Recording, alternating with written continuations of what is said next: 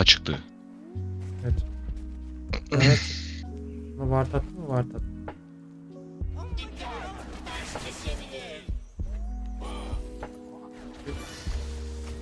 Gidebilir miyiz? Hadi gidelim kanka. Sikerler biterse bizim maç. Bir de ward atalım şöyle sana. Pardon. Gelirse ben stunlayacağım onları. Devam et.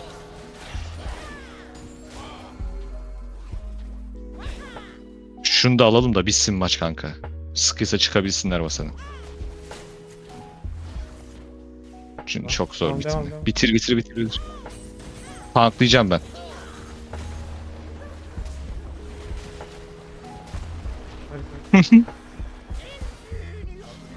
Harika. Harika. Çok iyi. Kanka. Kanka bak